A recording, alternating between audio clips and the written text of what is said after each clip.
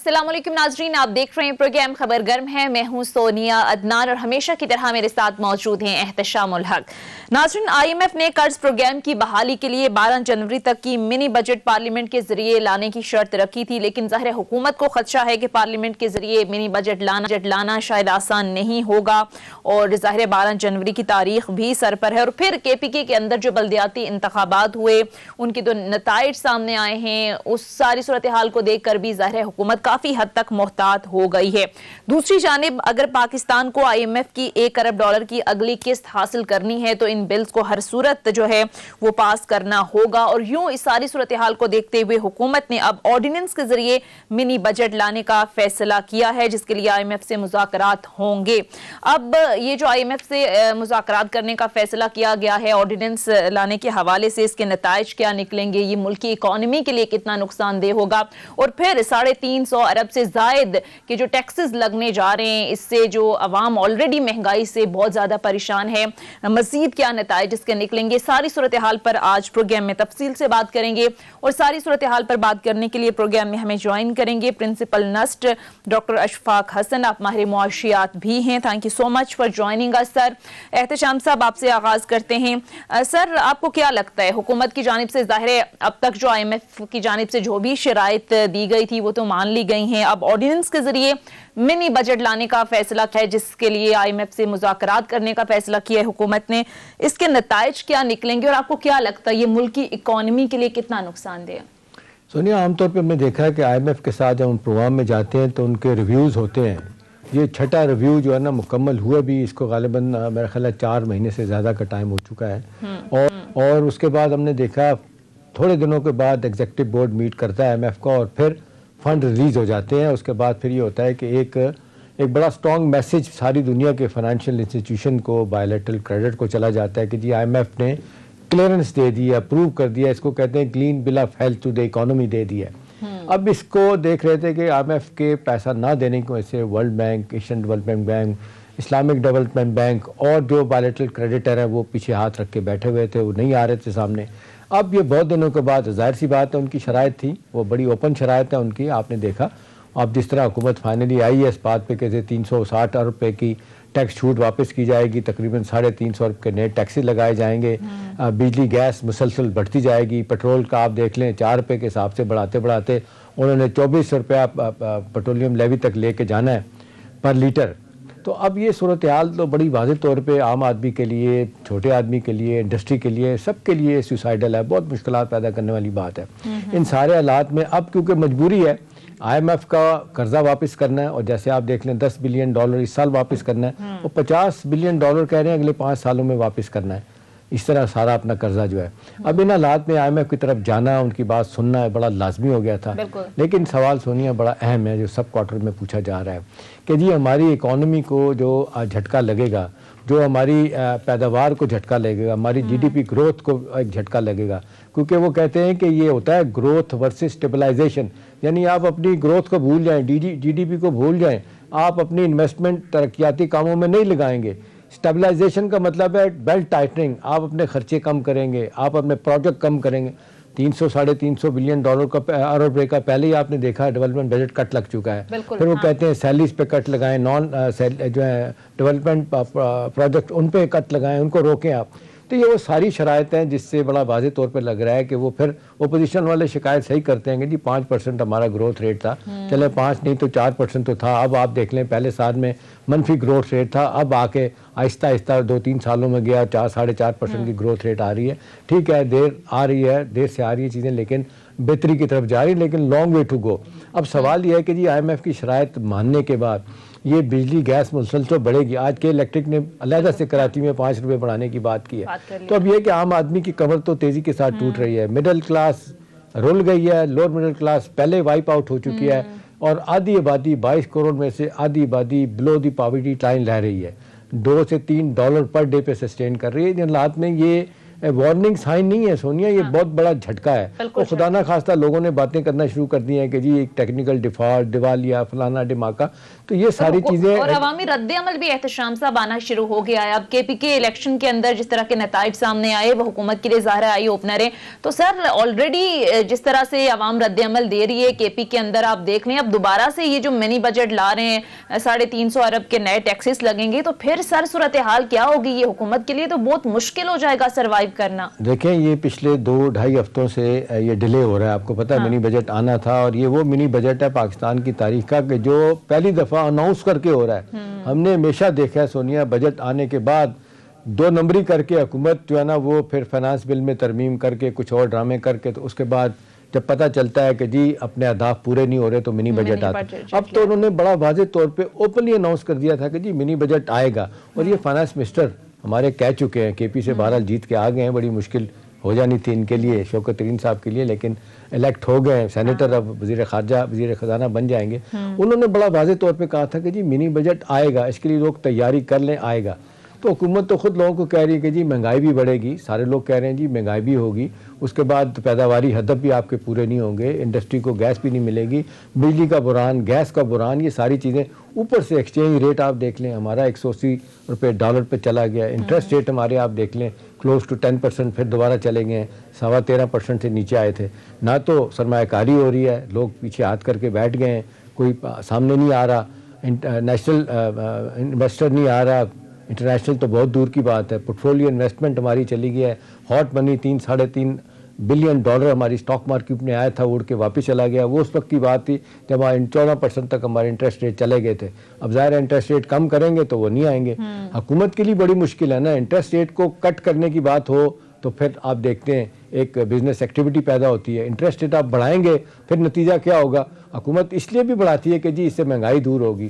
بھئی مہنگائی دور کرنے کے اور بہت سارے طریقے ہیں, ساری دنیا میں استعمال کیے جاتے ہیں. سونیا, کورونا کے کانٹیکسٹ میں لوگوں نے اپنے انٹرسٹ ریٹ کئی جگہوں پہ 0 ہو گئے ہیں, کہیں 0.5%, 1% سے زیادہ نہیں. ہمارے یہاں آپ دیکھ لیں دوبارہ سے بڑھنا شروع ہو گئے. تو بزنس ایکٹیویٹی جو ہے نا وہ نہیں بڑھے گی. آپ انویسٹر کو کیسے لے اور کریں گے, کون سامنے آئے گا, یہ ایک مشکل سوال ہے. اگر یہ نہیں ہوگا, اب ہمیں بتائیں کنسٹرکشن انڈسٹری کو آپ نے بہت بڑا ریلیف دیا, بلینز آف ڈالر کا کنسٹرکشن انڈسٹری اوپر گئی, ریئل اسٹیٹ کو آپ نے دیا. اب اس پہ بھی آئی ایم ایف نے شرائط رکھ دی ہیں, 1 سال کی مدت بڑھائی تھی, اب کیا دوبارہ آئے گی کہ نہیں آئے گی. اس میں بھی کہا جا رہا ہے کہ 3 ٹریلین روپیہ جو ہے نا اس میں انویسٹ کیا گیا. لوگ اب پھر چپ کر کے بیٹھ گئے ہیں, وہ پھر ڈی سی ریٹ لگا کے وہاں پہ ایک اور مشکلات پیدا کی جا رہی ہیں. تو بات یہ ہے کہ حکومت کی کوئی اقتصادی حکمت عملی واضح طور پہ سامنے نہیں آئی. نتیجہ تن ہم یہ ہے کہ ہم سفر کر رہے ہیں ہر آنے والے دن کے ساتھ, اور پھر عام آدمی جس کی انکم بہت کم ہے اس کے لیے بہت مشکلات جو ہیں وہ بڑھتی جا رہی ہیں. مختصر بریک لیتے ہیں ناظرین, بریک کے بعد آپ کچھ مزید بھی اس ٹاپک پر بات کریں گے. Stay tune.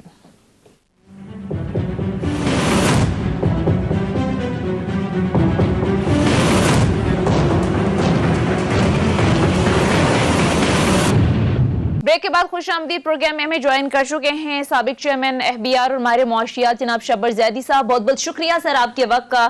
سر, اب ہم نے دیکھا کہ حکومت نے آئی ایم ایف کی تقریباً سبھی شرائط ماننے کے بعد آرڈیننس کے ذریعے منی بجٹ لانے کا فیصلہ کیا ہے. اسے ظاہر ہے آئی ایم ایف کے ساتھ مذاکرات بھی ہوں گے.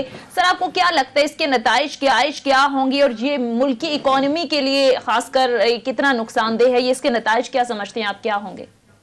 بات یہ ہے کہ یہ تو جہاں تک مجھے پتا ہے اس میں کچھ ایگزیمشنز ہیں اور 0 ریٹنگ ہے سیل ٹیکس کی, وہ ختم کی جا رہی ہے. اس پہ کوئی بنیادی فرق نہیں پڑے گا, مگر اس میں ایک آئٹم ہے جو ہمیں بہت غور سے دیکھنا پڑے گا, وہ ہے میڈیسن. پاکستان میں اس وقت میڈیسن جو ہوتی ہے وہ ایگزیم فرام ٹیکس ہے. اب یہ دیکھنا پڑے گا کہ گورنمنٹ اس کو 0 ریٹنگ کرتی ہے یا کیا کرتی ہے, کیونکہ اگر انہوں نے میڈیسن پہ سیل ٹیکس لگایا اور میڈیسن کی پرائسز بڑھی تو یہ پاکستان کے لیے مشکلات میں اضافہ کرے گا گورنمنٹ کی پرسیپشن میں, کیونکہ گورنمنٹ کے لیے بڑا مشکل ہو جائے گا جسٹیفائی کرنا اس اسٹیج پر دواؤں کی قیمت میں جو اضافہ ہے. اس لیے باقی چیزوں کے ساتھ مجھے اتنی امپورٹنس نہیں دیتا, میں صرف میڈیسن کے اور کتابوں وغیرہ کے آئٹم کے اوپر مجھے پریشانی ہے, کیونکہ یہ 2 ایسی آئٹم ہے جیسے پبلک کا انٹرسٹ ایک دم آتا ہے اور وہ گورنمنٹ کے لیے پریشانی کا باعث بنے گا. اس میں زیدی صاحب ایک چیز بتائیے گا کہ اب میں اگلے دن آپ کا ایک پروگرام دیکھ رہا تھا, بڑی زبردست آپ نے باتیں کی تھی کہ اصل مسئلہ یہ آئی ایم ایف کی شرائط تو اپنی جگہ ہے, کب تک ہم اس چکی میں پستے رہیں گے. آپ نے بڑا واضح طور پہ میں دیکھ رہا تھا بریک ڈاؤن بھی دے دیا کہ 6.4 ٹریلین کا ریونیو آپ حاصل بھی کر لیں, تو اس میں تو آپ بریک ڈاؤن دیا آپ نے کہ کس طریقے سے ڈیفنس میں جائے گا, ڈیٹ سروسنگ میں پیسہ جائے گا, باقی جگہوں پہ جائے گا, کچھ بچتا ہی نہیں ہے. تو یہ آپ نے ایفرٹ بھی کیا, بار بار یہی بات آتی ہے, حکومت اس طرف نہیں آ رہی کہ اس کو اپنے ریسورسز بڑھانے کے حوالے سے بات ہو رہی ہے. آج پرائم منسٹر صاحب کہہ رہے تھے جی ہمارا بیڑا غرق اس لیے ہو گیا ہم نے ایکسپورٹ نہیں بڑھائی, ہمیں سب کچھ بھگتنا پڑ رہا ہے, بھی ایکسپورٹ نہیں بڑھائی تو بنانی چاہیے تھی 3 سالوں میں. آپ کو لگتا ہے کہ ابھی کسی ایک سیکٹر کو لے کے حکومت جو شروع ہو جاتی ہے اس سے کوئی بات بنے گی؟ دیکھیں بات یہ ہے کہ جو فسکل ڈیفیسٹ ہے اس میں گورنمنٹ کو ایک کام کرنا پڑے گا, وہ ہے آپ کا فسکل جو اسپیس بنتا ہے وہ 3,000 روپے بنتا ہے سارا ٹوٹل 3,000 بلین, اس میں سے 2,800 بلین چلا جاتا ہے انٹرسٹ کے اوپر, ڈیٹ سروسنگ کے اوپر.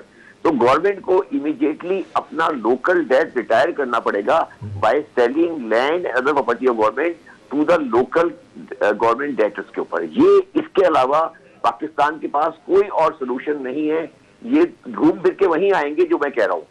آپ کو لوکل ڈیٹ آپ کا وارہ نہیں کھاتا, لوکل ڈیٹ کی بنیاد پر یہ ملک دیوالیہ کی طرح چلا جائے گا. ان کو سمجھ نہیں آ رہی ہے, یہ چھوٹی موٹی باتیں کر رہے ہیں اور یہ 5 میں بھی یہ کرتے رہے. مطلب ساری حکومتیں, پاکستان کا جو لوکل ڈیٹ ہے وہ 25,000 بلین ہے, وہ اس کا انٹرسٹ اور اس کے بعد فورن ڈیٹ 120, اس کا انٹرسٹ بنتا ہے تقریباً 2,800 بلین. ٹوٹل نیٹ ریونیو آپ کے پاس بنتا ہے 3,000 بلین. آپ مجھے بتائیں کوئی کیسے چل سکتا ہے اس کے اندر؟ آپ کو لوکل ڈیٹ کو نکالنا پڑے گا, ریٹائرمنٹ کرنی پڑے گی بائی سیلنگ لینڈ. صحیح, ٹھیک ہے. بہت بہت شکریہ سابق چیئرمین FBR شبر زیدی صاحب ہمارے ساتھ لائن پر موجود. شکریہ سر آپ کے وقت کا. ناظرین ہمیں اس وقت جوائن کیا ہے doctor Ashfaq Hassan, principal nurse اور ماہر معاشیات بھی ہیں. Thank you so much for joining اس ڈاکٹر صاحب. سب سے پہلے تو یہ بتائیے گا, ظاہر ہے اس وقت معاشی حوالے سے ملک جو ہے وہ ہر لحاظ سے مشکلات کا شکار ہے. IMF کی آلموسٹ ہم نے ساری شرائط مان لی ہیں. اب منی بجٹ لانے کی تیاری کر رہی ہے گورنمنٹ. سر اس منی بجٹ کے اثرات کیا ہوں گے؟ کیا عوام پر مزید بوجھ بڑھنے جا رہا ہے, اور کیسے اس ساری صورتحال سے معاشی جو مشکلات ہیں اس سے نکل پائیں گے ہم؟ جو ملک IMF میں چلا جاتا ہے وہ پھر نکلتا نہیں ہے. اس کو نکلنا پڑتا ہے, یا وہ نکالے اپنے آپ کو تو پھر ہی بچت ہو سکتی ہے, ادروائز ایسے ہی چلتا رہے گا. اور اسی سب چیزوں سے تو میں منع کرتا رہا تھا, لیکن پسند نہیں آیا لوگوں کو. کچھ پش فیکٹر تھا, کچھ پل فیکٹر تھا, جیسے بھی دھکا دیا جا رہا تھا تو ہم پہنچ گئے. جو کچھ ہو رہا ہے یہ سب کچھ میں نے بتایا ہوا تھا پہلے سے بھی. تو اب کیا, اب جب آپ چلے گئے جس راستے پہ کاٹے ہی کاٹے ہیں, تو اب زخمی ہو رہا ہو پیر آپ کا تو آپ کو گزارا کرنا پڑے گا. یہ مہینے رہتے ہیں, اب یہ سپٹمبر 22 میں ختم ہوگا تو 8-9 مہینے ہیں.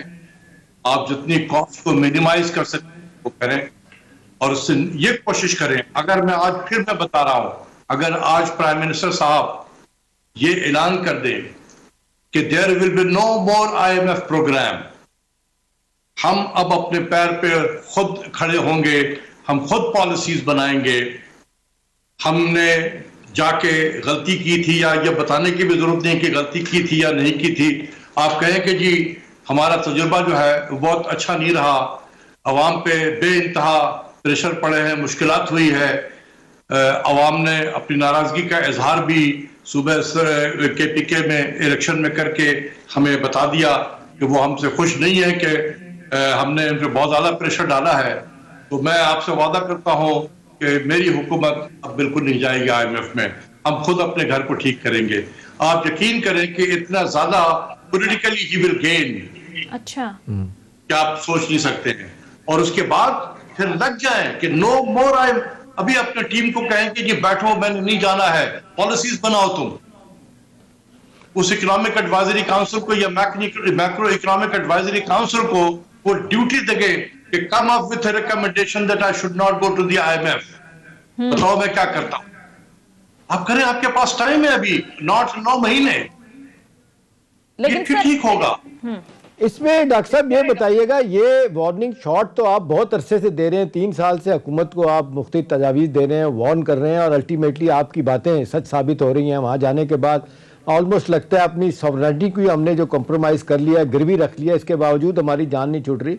تو ڈاکٹر صاحب میرا سوال یہ ہے کہ یہ کب تک معاملہ چلے گا؟ دوسری بات معذرت کے ساتھ میں نہیں مانتا جو آپ آج بھی ایڈوائس دے رہے ہیں کہ کوئی مانیں گے پرائم منسٹر صاحب، اچھی بات ہے اگر اعلان کریں، وہ کبھی نہیں کریں گے، اس لیے کہ جو ارد گرد لوگ بیٹھے ہیں، گورنر اسٹیٹ بینک جو باہر سے لا کے بٹھایا ہوا ہے، وہ جو جس کو کہنا چاہیے اکنامک ہٹ مین سے بھی بڑا ہٹ مین ہے، ان حالات میں پرائم منسٹر کو تو سمجھ نہیں آ رہی کیا کرنا ہے، تو پھر آپ کی تجاویز کہاں جائیں گی ڈاکٹر صاحب؟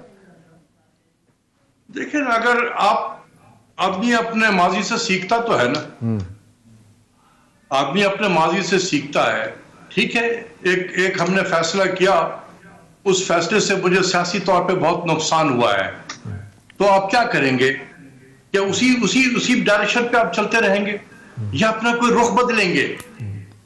تو میں تو آپ کو بتا رہا ہوں کہ رخ بدلیں اب آپ، یہ آپ کے فائدے کی چیز ہے۔ تو اور کس لینگویج میں بات نہیں بتا سکتا ہے، آپ خود بتائیں، میں تو پلین لینگویج میں کہہ رہا ہوں کہ آپ اعلان کریں، آپ ایک فائٹر ہیں یار، آپ کیپٹن ہیں، آپ فائٹر ہیں، بڑے بڑے مشکل حالات میں میچ آپ نے جتوایا ہے پاکستان کو، یہ آپ کے لیے کوئی مشکل نہیں ہے، آپ یہ اعلان کریں کہ جی I will not go to the IMF again، اور اپنے معاشی ٹیم کو کہیں کہ come up with an alternative، consultation کرو، wide large scale consultation and come up with the program۔ آپ کے پاس 9 مہینے ابھی ہیں، 9 مہینے، ٹھیک، آپ تیاری کریں 9 مہینے میں۔ اس میں ڈاکٹر صاحب وہ بار بار جو ان کے ترجمان ہیں یا جو منسٹرز ہیں وہ بار بار ایک بات کر رہے ہیں کہ جی اکانومی ٹیک آف کر چکی ہے، یہ لوگ نئی بات ماننے ہماری، یہ صرف مخالفت برائے مخالفت ہو رہی ہے، 10 ڈیم ہم بنا رہے ہیں اور ہم نے ہر شعبے میں ترقی کر لی اور تیزی سے کر رہے ہیں، سستا ملک ہے۔ دوسری طرف آپ دیکھ لیں کہ جو جس طریقے سے دباؤ چیزوں پہ آ رہا ہے، ابھی لوگ انٹرسٹ ریٹ اس کو دیکھ لیں، ایکسچینج ریٹ کو دیکھ لیں، تو یہ امیڈیٹ کانٹیکسٹ میں تو ڈاکٹر صاحب یہ بہت ہی سیوسائڈل چیزیں ثابت ہو رہی ہیں، تو آپ یہ بتائیں گے مس پلیس آپٹیمزم پرائم منسٹر کا یا ان کی ٹیم کا کس بنیاد پہ ہے؟ دیکھیے میں دوست تو نہیں دوں گا ان وزراء کو، کیونکہ آپ خود سوچیں اگر آپ بھی آج اسپوکس پرسن ہو حکومت وقت کے، آپ انفارمیشن منسٹر بنا دیے جائیں احتشام صاحب، اور آپ کا ذمہ داری ہے کہ گورنمنٹ کو ڈیفینڈ کرنا ہے آپ نے، تو آپ کے پاس جتنی بھی صلاحیت ہے اس صلاحیت سے آپ نے گورنمنٹ کو ڈیفینڈ ہی کرنا ہوتا ہے نا، اور آپ نے حوصلہ دینا ہوتا ہے اپنے ووٹر کو، اپنے عوام کو کہ نہیں اب حالات ٹھیک ہو جائیں گے، آپ فکر نہ کریں۔ بالکل اسی طریقے سے دیکھیں نا، یہ ایک گیم ہے جو کھیلا جاتا ہے۔ اپوزیشن کیا کر رہی ہوتی ہے؟ اپنے جو ووٹر ہیں ان کے جو ہیں ان کو زندہ رکھنے کے لیے کہ وہ سیاسی طور پر ایکٹیو رہیں، ان کو ہر لمحے ہر مہینے یہ بتایا جاتا ہے کہ یہ حکومت کل گئی ہے پرسوں گئی ہے، یہی ہوتا ہے نا، صحیح ہے، تاکہ یہ ہمارے ساتھ چپکے رہیں یہ لوگ۔ تو یہ گیم چلتا ہے، گیم اپوزیشن بھی کھیلتی ہے، گیم ادھر سے بھی کھیلا جاتا ہے۔ اور جب شوکت عزیز کے زمانے میں آپ کو تو پتا ہے کہ ہمیں تو ٹریننگ دی گئی تھی باہر سے بلا کر بڑے ایکسپرٹ لوگوں کو، تو میں اسی ٹریننگ سے آپ کو بتا رہا ہوں کہ دونوں طرف گیم کھیلا جاتا ہے، اپوزیشن بھی گیم کھیلتی ہے۔ اگر یہ حوصلہ نہ دے کہ بس یہ حکومت آج گئی کہ کل گئی، یہ دسمبر میں جا رہی ہے تو یہ مارچ میں جا رہی ہے، یہ جون میں جا رہی ہے، تاکہ آپ کا ووٹر قائم رہے، آپ کے ساتھ چپکا رہے کہ بھئی چلو اب ہماری باری آئے گی۔ دوسری طرف جو ہے وہ بھی یہی کرتے ہیں کہ نہیں بالکل ٹھیک ہے، ڈائریکشن سب ٹھیک ہے، ٹھیک ہو جائے گا، یہ ہے تاکہ ان کا ووٹر ان کے ساتھ چپکا رہے۔ تو یہ گیم ہے، کھیلا جاتا ہے۔ چلیں ڈاکٹر صاحب یہ تو سیاسی کھیل سیاسی لوگوں کو آپ نے بڑا اچھی طرح سے بتا دیا، آئی ایم ایف اب کیا کھیل کھیلنے جا رہا ہے، ہمارے ساتھ اب کیا ہوگا؟ یہ سب کچھ شرائط ماننے کے بعد بھی ہم کہاں کھڑے ہوں گے؟ ابھی تو شرائط آپ سے مانا نہیں ہے نا، مطلب منی بجٹ میں آ جائیں گی چیزیں ساری؟ نہیں، منی بجٹ میں پتہ نہیں کیا آئے گا، منی بجٹ ہی نہیں ہے، اسٹیٹ بینک اٹانومی بھی ہے آپ کے ساتھ میں، ہاں جی، ٹھیک ہے نا، اس کو نہ بھولیں۔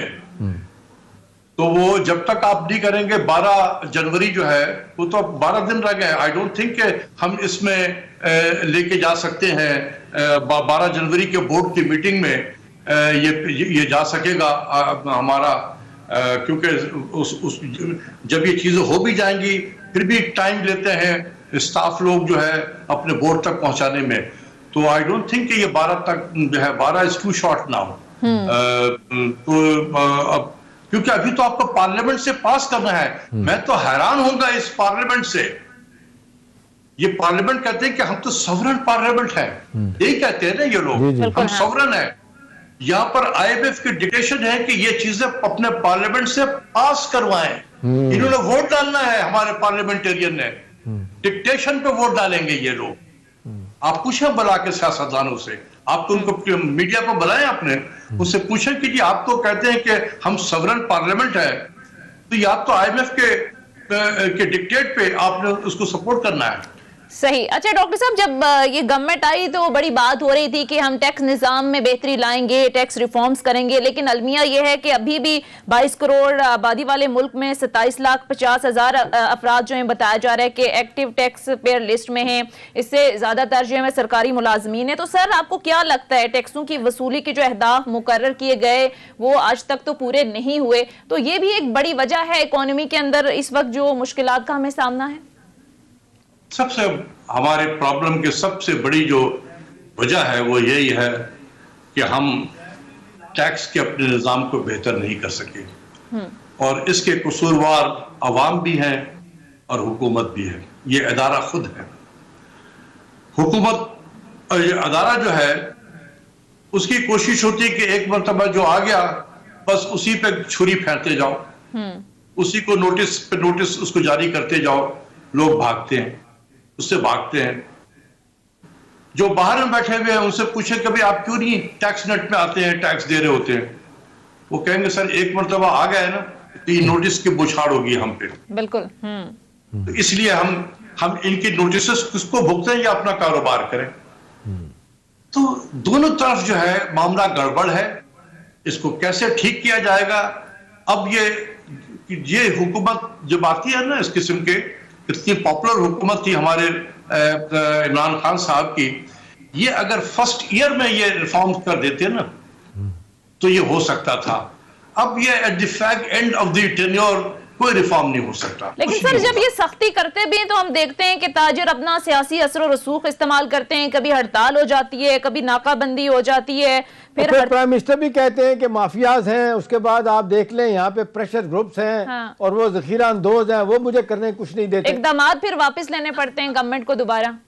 तो फिर आप कंप्लेन तो ना करें। अगर हम कहते हैं कि इस मुल्क में माफिया ऑपरेट कर रही हैं और वो हमें टैक्स नहीं देते हैं, तो फिर हुकूमत इसका मतलब कि माफिया के सामने बेबस हो गई है, रेट ऑफ द स्टेट जो है वो कमजोर हो गई है। तो फिर हमें एक्सेप्ट कर लेना चाहिए कि हम ये नहीं करेंगे।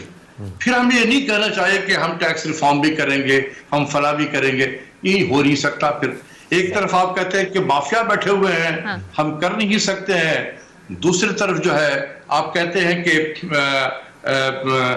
हमने टैक्स रिफॉर्म भी करना है। तो ये तो कंट्राडिक्टरी है ना आपस में। सही। तो दो में से एक ही बातें हो सकती हैं, या कर लें या ना बोलें। ठीक है, बहुत बहुत शुक्रिया डॉक्टर अशफाक, प्रिंसिपल नर्स माहिर मुआशियात हमारे साथ प्रोग्राम में मौजूद थे। नाज़रीन मुख्तसर ब्रेक लेते हैं, ब्रेक के बाद जब वापस आएंगे तो बात करेंगे कुछ अफगानिस्तान की सूरत हाल से मुताल्लिक। फिर हमारे साथ प्रोग्राम में मौजूद होंगे जनरल रिटायर्ड नईम खालिद लोधी साहब। Stay tuned.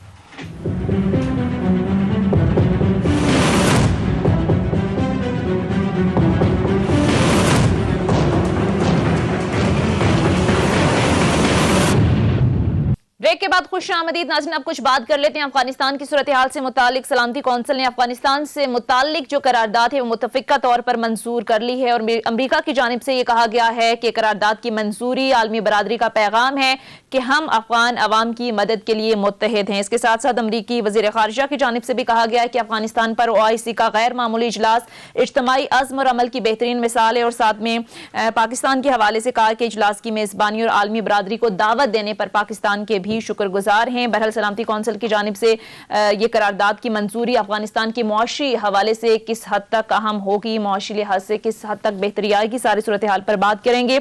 हमें ज्वाइन कर चुके हैं जनरल रिटायर्ड नईम खालिद लोधी साहब, आप सीनियर एनालिस्ट भी हैं। बहुत बहुत शुक्रिया सर प्रोग्राम में हमें ज्वाइन करने के लिए। जनरल साहब सबसे पहले तो सर ये बताइएगा कि सलामती कौंसिल की जानिब से अफगानिस्तान से मुताल्लिक करारदाद की मंजूरी अफगानिस्तान के अंदर जो एक इंसानी अलमिया जन्म ले रहा था, ह्यूमन क्राइसिस जो पैदा हो गया था, इस सारी सूरत हाल से निपटने के लिए कितनी अहम होगी?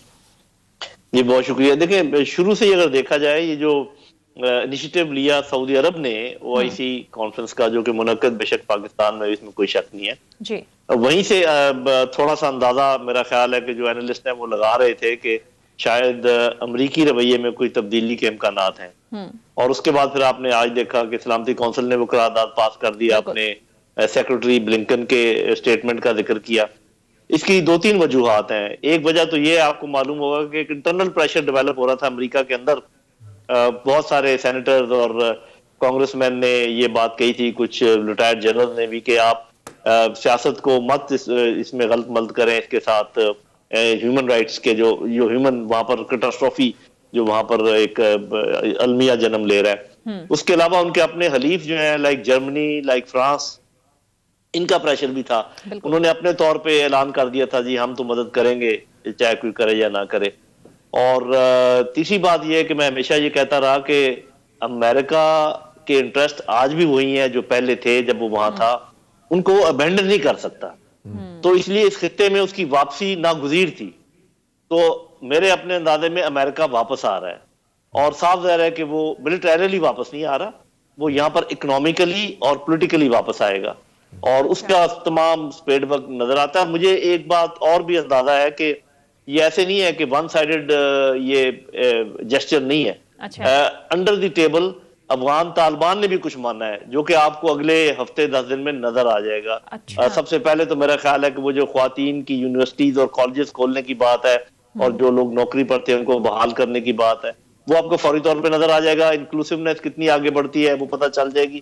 تو مجھے لگتا ہے کہ اس خطے کے لیے اچھا ہونے جا رہا ہے. ایک چیز میں اور ایڈ کر دوں, وہ یہ کہ میرا خیال ہے کہ ہمارا دوست چین تھوڑا پچھڑ گیا, تھوڑا پیچھے رہ گیا, اور روس کو بھی میں یہ کہوں گا ان کے لیے بہت اچھا موقع تھا کہ امریکہ سے پہلے یہ انیشیٹو لے لیتے, لیکن یہ انیشیٹو پھر امریکنز ہی کے حصے میں آیا. جی صحیح. اس میں جل صاحب 2 چیزیں میں پوچھنا چاہوں گا آپ سے. ایک تو یہ بالکل آپ نے ٹھیک کہا کہ 12 جرنیل تھے اور کچھ کانگریس مین تھے جنہوں نے دباؤ ڈالا, اور پھر new York time, Washington post میں بھی آرٹیکل لکھے جا رہے تھے.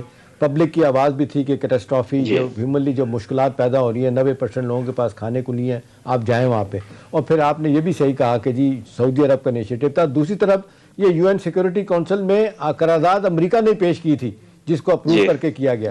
میرا سوال جنرل صاحب آپ سے ہے کہ ایک تو جس طریقے سے امریکہ اور پاکستان کے تعلقات تو کچھ عرصے سے سرد نظری کا شکار تھے, اس میں کچھ تھوڑی سی بہتری آئی ہے.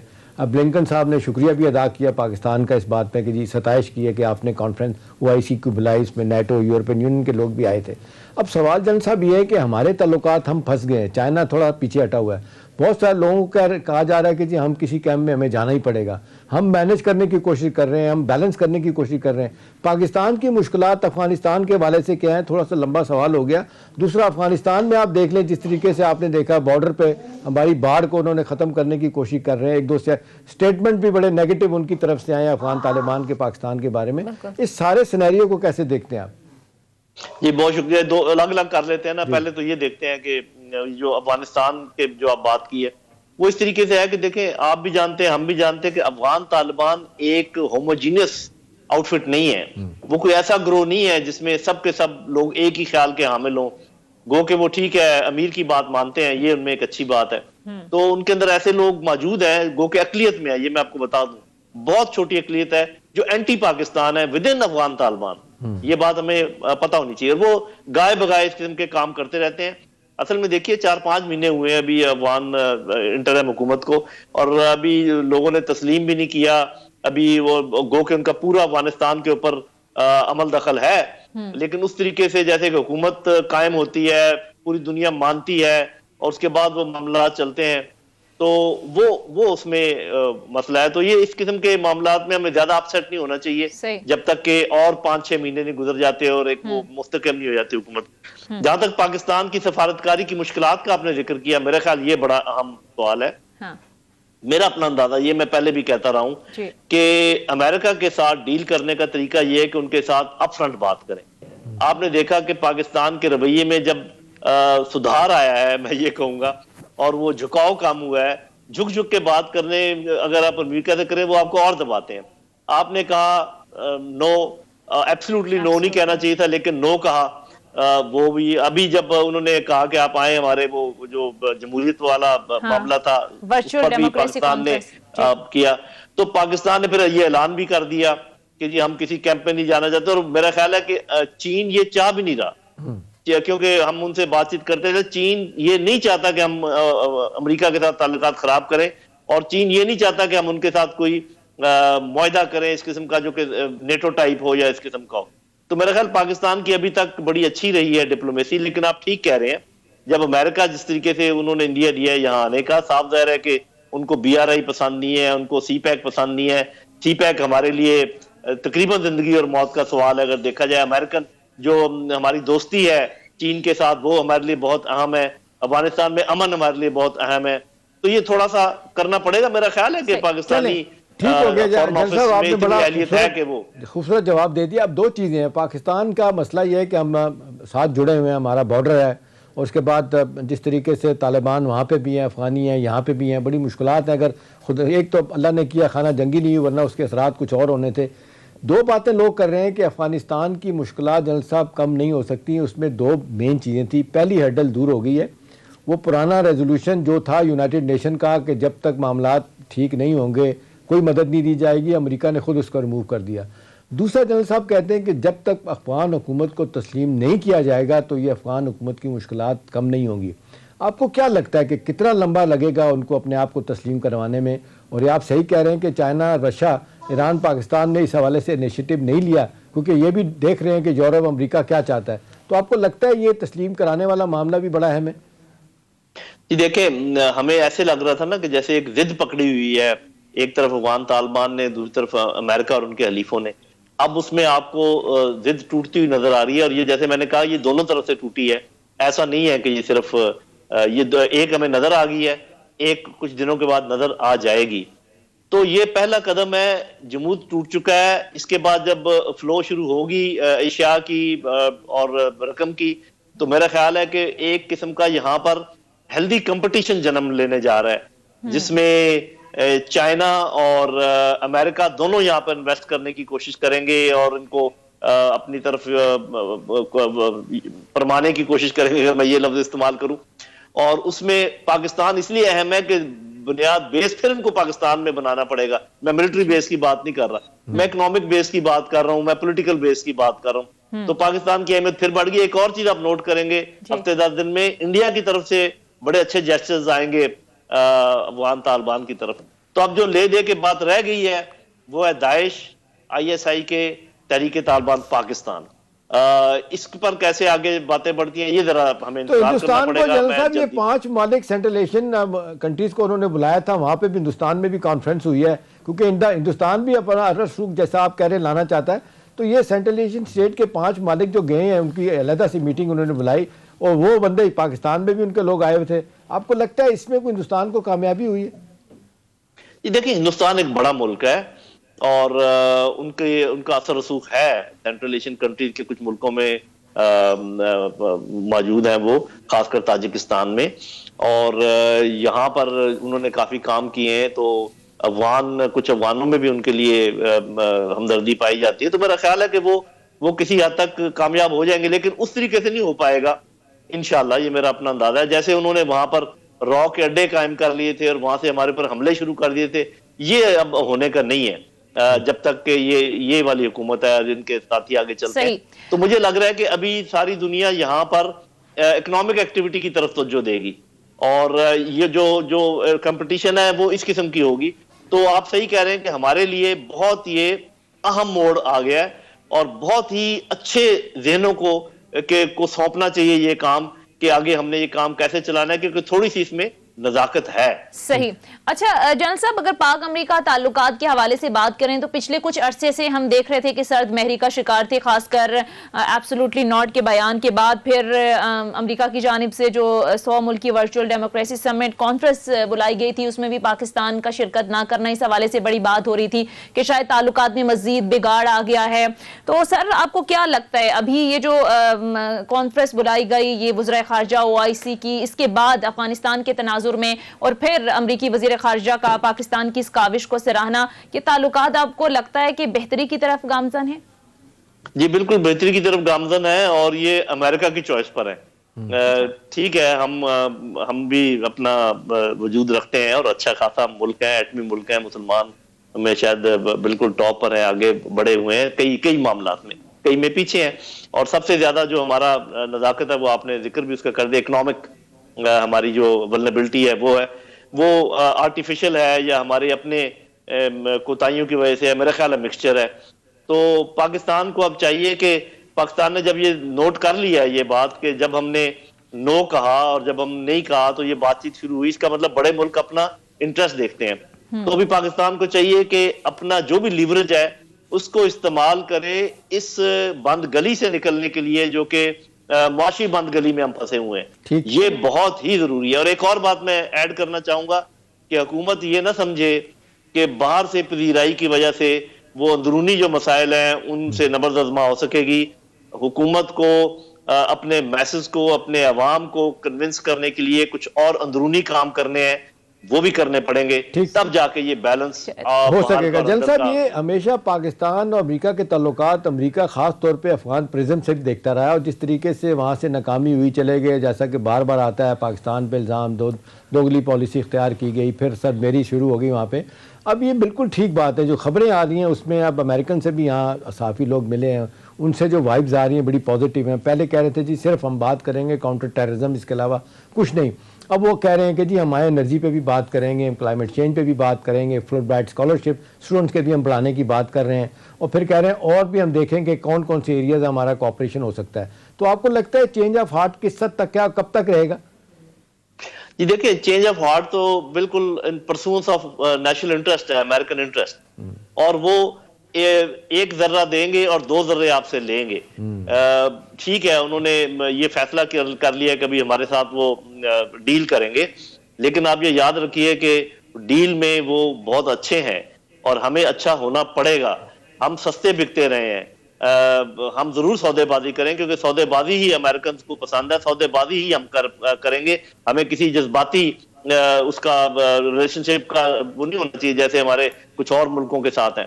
تو میرا خیال یہ ہے کہ اب موقع وقت آ گیا ہے کہ سب سے پہلے ہم, جیسے میں کہہ رہا ہوں, اکنامک جو ایک بائنڈ ہے اس سے نکلیں اور امریکہ کو کہیں کہ جی, اور جو ان کو ہم دے سکتے ہیں دیں, لیکن لینے والا ہاتھ بھی تگڑا ہونا چاہیے, اور ان سے مکمل طور پہ اپنے آپ کو آزاد کرائیں یہ جو مصیبت میں ہم پھنسے ہوئے ہیں. اگر یہ نہیں ہوتا تو پھر ایسا نہ ہو کہ ون سائیڈڈ وہ پھر فائدہ اٹھا کے نکل جائیں اور ہم پھر منہ تکتے رہ جائیں. صحیح. اچھا جنرل صاحب, بڑی بات ہو رہی ہے کہ اس وقت دنیا واضح طور پر 2 بلاکس میں یا 2 ہم کہیں کہ گروپس میں تقسیم ہو رہی ہے. ایک طرف دنیا کی سب سے بڑی عالمی قوت امریکہ ہے, جبکہ دوسری طرف ہم دیکھتے ہیں کہ ابھرتی ہوئی معاشی قوت چین ہے. اب دونوں کے ساتھ تعلقات بیلنس کرنا اس وقت پاکستان کے لیے کتنا بڑا چیلنج ہے. ظاہر ہے چین کو بھی ہم چھوڑ نہیں سکتے, چین ہمارا دوست ملک ہے, اور پھر امریکہ کے ساتھ ہمارے جو معاشی روابط ہیں, معاشی حوالے سے ہماری ہمیشہ سے امریکہ مدد کرتا آیا ہے. تو سر, یہ تعلقات میں توازن برقرار رکھنا کتنا بڑا چیلنج ہے؟ لیکن یہ چیلنج تو ہے لیکن ناممکن نہیں ہے. اچھا, امریکہ اور ویسٹ اور پھر مڈل ایسٹ, یہ ان تینوں کو ہمیں ملا لینا چاہیے. ہمارے جو تجارتی تعلقات کے علاوہ ہمارا جو ڈائسپورا وہاں پر موجود ہے, جو ہماری ریمیٹنسز وہاں سے آتی ہیں, اور معاشرتی طور پہ جیسے ہم ان کے ساتھ گندے ہوئے, یہ جو ٹائیاں اور کوٹ ہیں جس قسم کے ہم پہنتے ہیں, جو انگریزی زبان ہم بولتے ہیں, جو ہمارے بچے وہاں پڑھنے جاتے ہیں, جو بچے ہماری نوکریاں وہاں کرتے ہیں, تو بہت بہت جڑیں گہری ہیں وہاں پر. اور چین کے ساتھ آپ کو پتا ہے کہ ہمارے اسٹریٹجک تعلقات ہیں, ہمارے فوجی تعلقات ہیں, تو ان کو بیلنس تو کرنا ہی پڑے گا. جلسہ بات کا میں ایک چھوٹا سا سوال اور کر لوں, یہ چائنا کے ساتھ جو تھوڑا سا کھچاؤ کا آپ نے ذکر کیا, اس میں آپ دیکھ لیں وہ ایک بات سامنے آ رہی ہے کہ گوادر پورٹ کو وہ کہتے ہیں آپ ہمیں دے دیں, یہ اسٹریٹجک ہم یہاں پہ اپنا نیول بیس بنائیں گے. اور وہ مثال دیتے ہیں عارف الوی صاحب ہمارے جو صدر ہیں, انہوں نے پبلکلی ایک اسٹیٹمنٹ دے دیا تھا, یہ تو آپ ہی کے آئیں جب آپ آ کے لے جائیں. پریزیڈنٹ شی کا وزٹ بھی نہیں ہو رہا, اسی وجہ سے وہ کہہ رہے ہیں پہلے اناؤنس کریں. اب اطلاعات ہے پاکستان کہہ رہے ہیں ہم نہیں کر سکتے, 2027 کے بعد سوچیں گے. کچھ لوگ کہتے ہیں کہ نہیں, انہیں کہیں $110 بلین کا ہمارا جو فورن ڈیٹ ہے وہ اپنے کھاتے میں ڈالیں تو یہ لے لیں. کچھ لوگ کہتے ہیں کہ جی یہ دینے کا مطلب ہے پورٹ, گوادر پورٹ, یہ سیدھی امریکہ کے ساتھ دشمنی ہے. اس کو کیسے دیکھتے ہیں آپ؟ دیکھیں جی, پاکستان بہت نامساعد حالات میں سے گزرا ہے اور ہمیشہ پھر سرخرو ہو کے نکلا ہے.